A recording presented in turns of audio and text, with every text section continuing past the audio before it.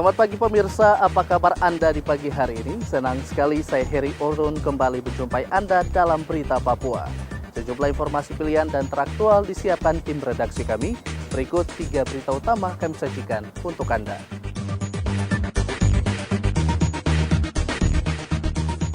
Melintas di wilayah rawan, seorang pengendara di Merauke tewas dibegal. Ratusan warga terjaring razia protokol kesehatan di kota Jayapura. Tak punya laptop dan ponsel, ratusan siswa di Merauke dan Mimika lebih senang belajar luring.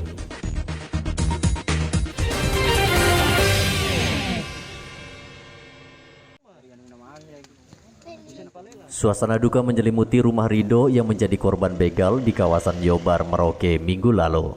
Anaknya Ahmad Muslim yang masih berusia 5 tahun akhirnya meninggal dunia setelah menjalani perawatan di rumah sakit akibat luka parah di bagian kepala dan tangan. Sementara Rido menderita luka di bagian lengan kiri akibat sabetan parang, sementara rekannya masih dirawat di rumah sakit. Rido mengatakan ia bersama anaknya dan rekan sekerja pulang dari rumah rekan mereka di Buti. Tiba-tiba 2 orang pemuda dalam keadaan mabuk mengayunkan parang ke arah korban. Kedua pelaku berusaha membawa lari motor korban, namun tidak bisa karena mesin motor tidak menyala. Pelaku kemudian melarikan diri, meninggalkan korban bertiga dalam kondisi luka parah. Kapan itu? Kemarin malam jam berapa? Sekitar jam setengah 8. Setengah 8. Waktu kita pakai motor atau gimana ceritanya? Motor. Dari mana memang? Dari arah Buti sini mau arah ke sini. Oh, mau pulang. Kita goncengan sama kita punya anak ini. Iya. Berapa orang di atas motor? 3 orang. 3 orang di atas motor ya? Siapa-siapa saja itu? Saya, anakku sama keluarga. Oh gitu, jam 8 itu ya? Iya. Terus bagaimana ceritanya? Dicegat atau berapa? Bagaimana? Saya lewat begini saja, lewat langsung dibawa begitu. Pakai parang? Pakai parang. Berapa orang? 2 orang. 2 orang ya? Terus waktu pas kena parang kita jatuh dari motor? Saya jatuh dari motor, Pak. Langsung sudah tidak sadarkan diri. Tidak sadarkan diri. Beberapa menit kemudian baru saya sadar. Saya lihat saya punya anak sudah darah. Saya angkat saya punya anak, saya minta tolong. Bawa lari ke UGD. Polres Merauke sudah mengetahui identitas kedua pelaku dan saat ini sedang memburu mereka. Lewat jalan Yobar, kampung Yobar, tiba-tiba dihadang 2 orang laki-laki yang dalam keadaan mabuk, minuman keras. Tiba-tiba dihadang, langsung berhenti, langsung yang mabuk ini, pelaku, langsung dia memukul pakai parang. Jatuh si korban, terus anak yang dia pangku ini, anak kandung sendiri, dengan drivernya, langsung jatuh, langsung dipukul pakai parang juga. Anaknya sekarang ada perawatan di rumah sakit. Berapa menit kemudian anaknya meninggal karena luka parah. Luka parah di kepala dengan di tangan. Kawasan Yobar yang hanya beberapa ratus meter dari rumah korban merupakan kawasan rawan kriminalitas. Di daerah ini seringkali terjadi aksi pembegalan. Muhammad Ridwan melaporkan dari Merauke, Papua.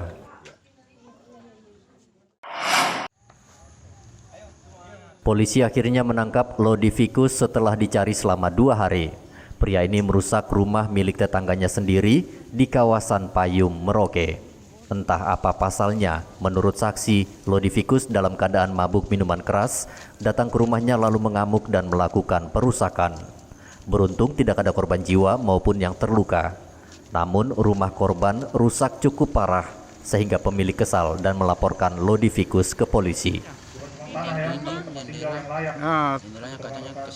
Jam berapa tadi malam? Jam 8. Jam 8 ya? Tapi dia mabuk? Iya, mabuk. Terus tadi pagi dia bakar apa lagi? Sabar. Tadi pagi apa lagi? Tempat tidur, terus apa lagi? Tempat tidur sama sekalian rabek itu. Saat akan ditangkap, pelaku melarikan diri ke rawa-rawa sehingga menyulitkan polisi untuk meringkusnya. Dari tadi malam itu sudah 3 kali kita ke TKP. Pagi ini menurut pelapor tadi sekitar jam 4 subuh itu dia datang lagi, dia ke bakar itu. Mereka punya pakaian-pakaian yang di sana. Nah ini ke sana, anggota ke sana baru dapat dia ini. Dia memang melakukan pengrusakan apa? Rumah, Pak? Pengerusakan rumah dia punya rumah sendiri dengan keluarga yang ada di situ. sama ini, yang ini korbannya. Korban ini ya? Ada di sini. Lodivikus kini mendekam di balik jeruji besi Polres Merauke. Ia diancam hukuman 5 tahun penjara. Muhammad Ridwan melaporkan dari Merauke, Papua.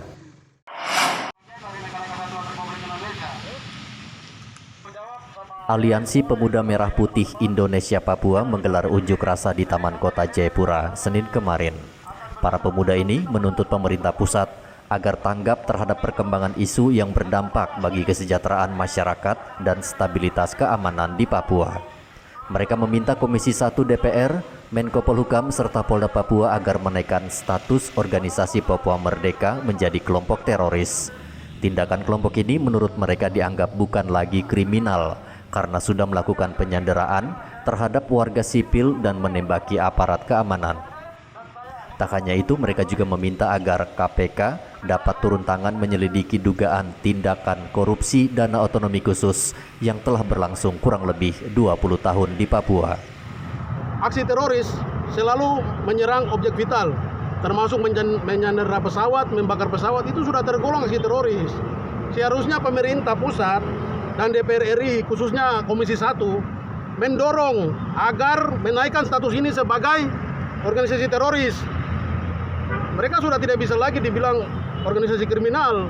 Kalau orang sudah menyuarakan suara teror kepada masyarakat, menakuti, memperkosa, menyandera, itu sudah digolongkan sebagai teroris. Menyerang aparat negara, menyerang TNI Polri. Nah, di sisi lain, mereka juga melanggar undang-undang darurat. Karena warga sipil tidak diperbolehkan memiliki senjata api. Itu juga harus menjadi acuan. Yang boleh memiliki senjata api adalah aparat keamanan. Boleh warga sipil, tapi harus melalui mekanisme yang jelas. Tes psikologis, apa segala macam untuk bisa mendapatkan alat negara.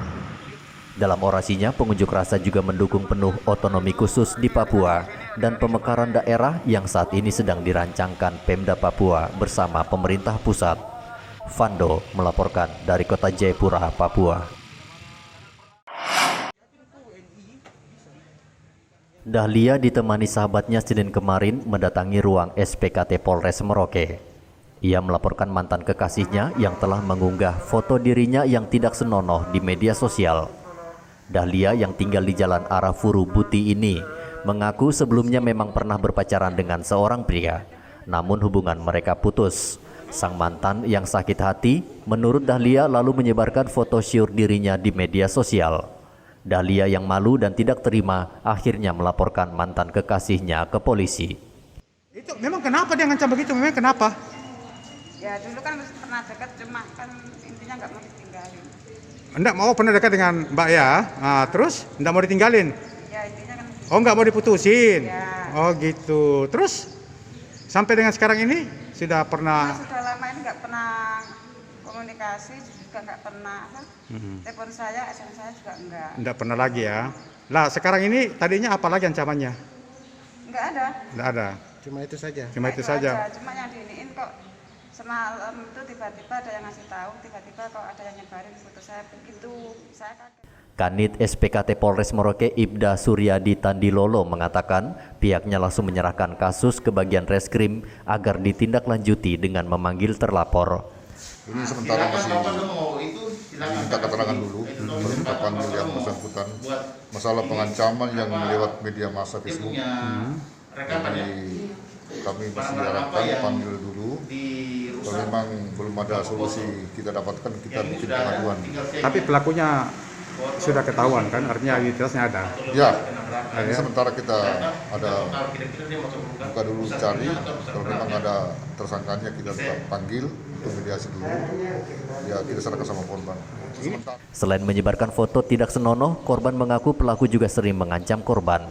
Polisi meminta pasangan muda-mudi yang sedang mabuk asmara agar tidak sembarangan mengunggah foto atau video yang tidak pantas di media sosial karena bisa dipidana dengan Undang-Undang ITE. Muhammad Ridwan melaporkan dari Merauke, Papua. Kepolisian Merauke akan terus mengusut kasus pengambilan paksa jenazah COVID-19 dari RSUD Merauke yang dilakukan keluarga pasien pada Sabtu pekan lalu. Saat ini polisi masih mengumpulkan bukti dan akan memanggil mereka yang terlibat membawa pulang secara paksa jenazah. Selain membawa paksa jenazah, para pelaku juga terancam pidana karena melakukan perusakan terhadap fasilitas rumah sakit serta mobil jenazah. Kalau soal keamanan itu juga bagaimana kita? Walaupun memang rumah sakit sudah segitu profesional menangani pelayanan kesehatan medis dan segala tindakannya, tapi kalau masyarakat tidak punya etika moral yang baik, benar bisa jadi salah. Jadi ya kita harus perketat dengan cara kita yang maksimal. Tindakan kita harus tepat sasaran, bukan dengan kata-kata lagi. Sementara itu pihak rumah sakit menyebutkan pasien yang meninggal sudah dipastikan terpapar COVID-19 karena berdasarkan hasil tes dengan metode TCM. Hasil tes ini sangat akurat sehingga keluarga seharusnya menerima. Alat yang kami punya di sini, tes cepat molekuler ini, dia bisa membaca hasil karena cuma 4 sampel yang maksimal yang dipakai. Jadi kalau 1 sampel saja kami periksa sudah bisa ketahuan. Jadi tidak harus menunggu, kalau PCR kan 96. Jadi harus semua 96 sampel dulu baru bisa diperiksa. Makanya memakan waktu lama, 2-3 hari. Tetapi kalau TCM bisa 1 pasien 1 sampel bisa langsung kami periksa. Hasilnya sama dan dia dengan PCR juga sama dari Kementerian Kesehatan. RSUD meminta seluruh keluarga pasien yang mengambil paksa jenazah agar datang ke rumah sakit untuk menjalani tes usap agar tidak terjadi penularan. Sebelumnya, keluarga pasien COVID-19 bertindak anarkistis dengan merusak rumah sakit umum daerah Merauke. Mereka melempar kaca rumah sakit hingga pecah serta merusak mobil jenazah. Perusakan dipicu kemarahan karena tidak terima anggota keluarga mereka meninggal dunia divonis terpapar COVID-19. Muhammad Ridwan melaporkan dari Merauke, Papua. Ratusan warga kota Jayapura terjaring operasi justisi kesehatan, terutama warga yang berada di tempat hiburan malam di kawasan Entrop, kota Jayapura, Minggu malam. Polisi sengaja menggelar justisi karena aktivitas pelaku usaha hanya dibatasi pukul 21.00. Dalam operasi tersebut, sebanyak 177 warga terjaring dan langsung menjalani tes antigen di tempat dengan hasil tes keseluruhan negatif. Wali Kota Jayapura Ben-Hur Tomimano saat memimpin operasi justisi tersebut mengatakan, selain di tempat-tempat umum, tim Satgas juga akan mendatangi kompleks-kompleks perumahan warga dan tempat hiburan malam. Karena berdasarkan informasi, masih banyak masyarakat yang duduk-duduk berkerumun sampai larut malam tanpa menerapkan protokol kesehatan memakai masker. Sekarang kita juga akan ubah, bukan saja di wilayah kota. Kita akan datangi kompleks-kompleks, perumahan-perumahan. Karena banyak yang masih duduk berkerumun, berngobrol, sampai larut malam tanpa memakai masker. Jadi, Satgas akan koordinasi dengan unsur pimpinan listrik, Tagana, Kapolsek, dan kami yang telah kita tuju di PKM juga. Mereka juga akan melakukan hal bersama seperti dilakukan oleh Satgas. Saya mengawasi. Wali Kota Jayapura mengingatkan kepada seluruh masyarakat Kota Jayapura untuk tetap menerapkan protokol kesehatan, mendukung dan mensukseskan pemberian vaksin untuk menambah kekebalan tubuh. Apa yang pemerintah bersama tim Satgas lakukan adalah semata-mata demi masyarakat untuk memutus rantai penyebaran COVID-19 di Kota Jayapura. Operasi justisi ini akan terus dilaksanakan. Hendra melaporkan dari Kota Jayapura, Papua.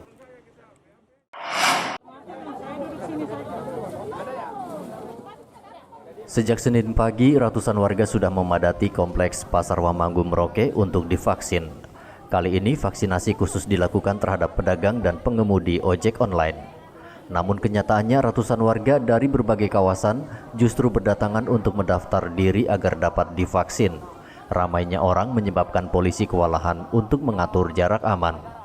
Jumlah pedagang yang akan divaksin di pasar ini sebenarnya hanya sekitar 200 orang. Atau hanya 50% dari seluruh pedagang pasar. Sisanya belum bersedia divaksin. Ini memang kalau kita lihat sejak pagi pedagangnya juga sendiri saya kira hanya 50% yang berpartisipasi di dalam vaksinasi ini. Yang lainnya masyarakat umum. Kenapa pedagang tidak? Saya kira sejak awal pun dari antigen maupun rapid test mereka mungkin kurang sosialisasi atau sudah mungkin kurang minat ya. Sudah di otaknya pedagang ini sudah hoax lebih masif daripada kenyataan. Untuk tahap kedua dosis pertama sampai dengan kemarin kita sudah 9.050 orang yang sudah kami vaksinasi. Artinya sudah hampir mencapai target ya? Iya, sudah hampir mencapai target. Tapi kalau secara nasional karena datanya kita kemarin dikasih sasaran sedikit, kita sudah melampaui daripada 100%. Pedagang Pasar Wamanggu ternyata tak seluruhnya mau divaksin.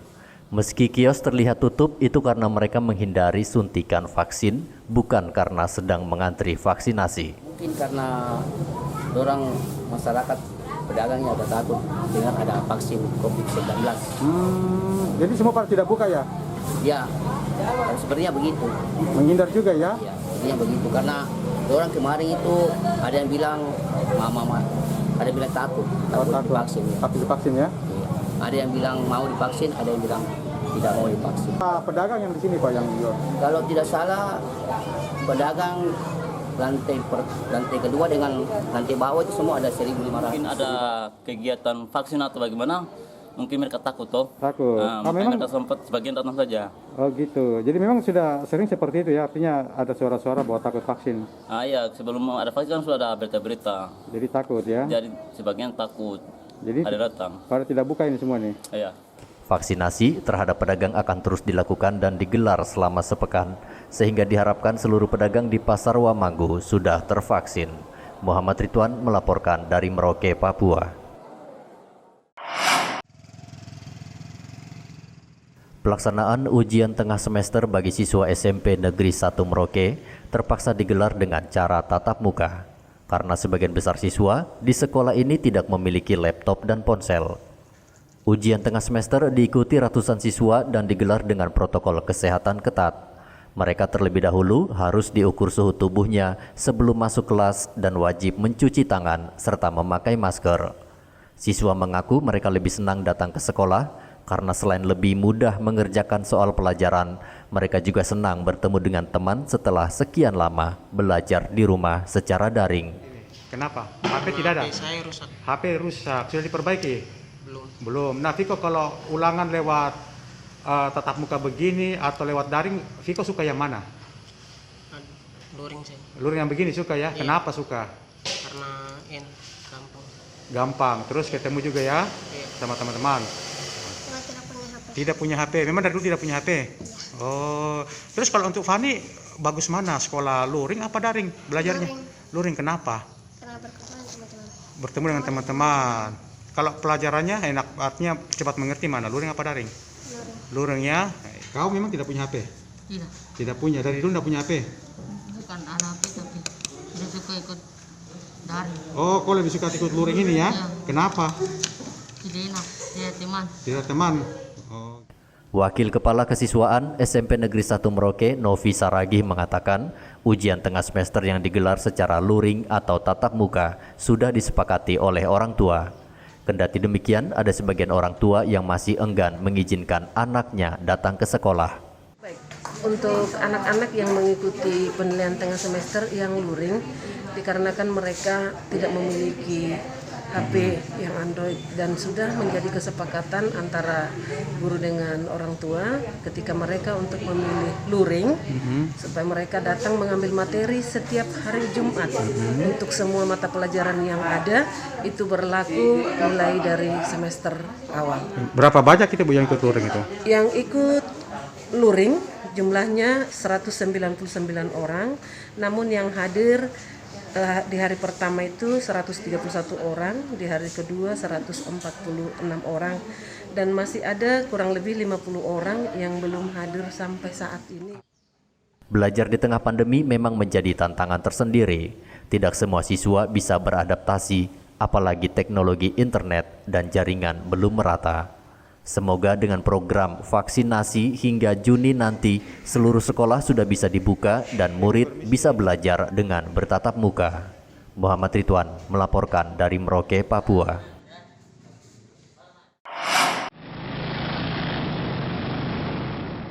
Di tengah pandemi COVID-19, sejumlah sekolah di Kota Timika dibuka untuk belajar secara tatap muka. Pembukaan sekolah ini sesuai dengan kesepakatan guru dan orang tua murid. Hanya saja jumlah siswa harus dibatasi. Mereka juga harus menaati prosedur yang ditentukan tim Satgas COVID-19 Pemda setempat.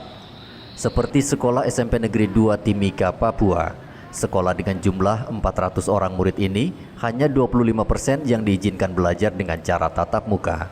Selain itu, jam pelajaran juga dibatasi hanya 2 mata pelajaran setiap harinya, diajarkan selama 3 jam, mulai dari pukul 7 hingga pukul 10 pagi waktu Indonesia Timur.